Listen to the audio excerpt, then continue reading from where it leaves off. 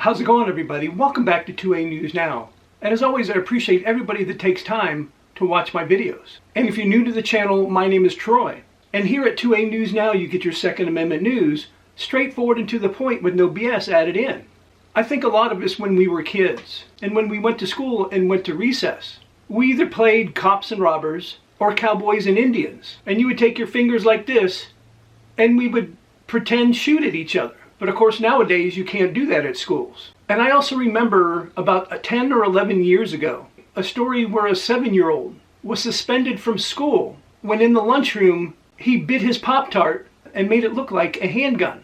And now we have this story. A 13-year-old Missouri boy was suspended from school for 3 days. And what did he do? At home he took Dr. Pepper cans and glued them together to make them look like a rifle, and then posted that on social media, not saying anything, not threatening anybody in any way, and then the school suspended him for 3 days. But the thing was, this was not a school project. This had nothing to do with school.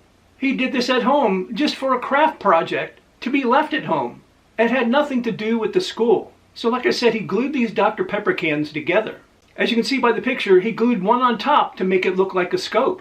He even made what looks like a handguard, and also one that looks like a magazine hanging from the rifle. And he posted it on Snapchat from his home.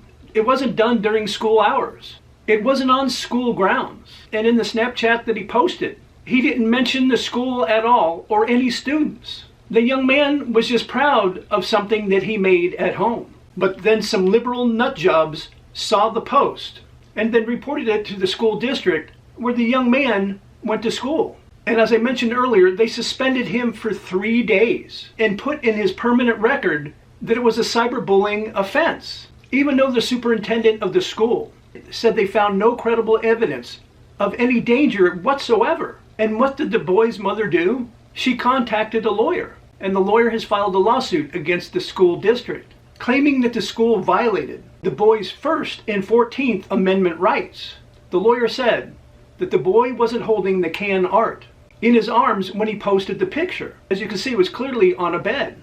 Nor did he display it in any way, suggesting that the Dr. Pepper can art could potentially be used to endanger anybody, and that the picture that he posted, there was no threatening language whatsoever.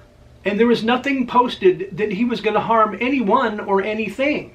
And even though the school district figured out that the boy didn't threaten anybody or threaten to do anything at all, they still decided they were going to punish him.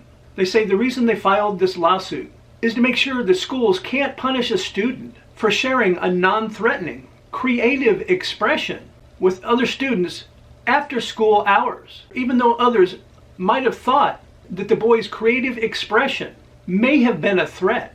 Also in the lawsuit, they said that the U.S. Supreme Court has set a standard on First Amendment speech that was not followed in this particular case. Also in the lawsuit, they asked the court to find the suspension unconstitutional and bar the school from taking action against the boy and award the plaintiff attorney fees, as well as reasonable fees and expenses. I know that schools have zero tolerance when it comes to things like this, and even some of that is ridiculous. But for this 13-year-old that made an art project at home that wasn't made for any school use whatsoever, and this art project was made out of Dr. Pepper cans that made it look like a rifle, and then he posted it on Snapchat, and then the school suspends him for 3 days?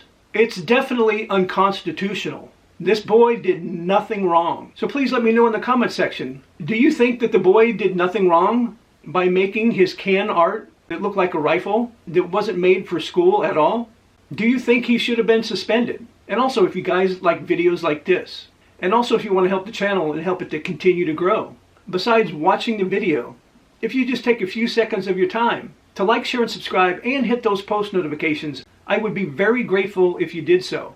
And I invite all of you to come back and watch my next video.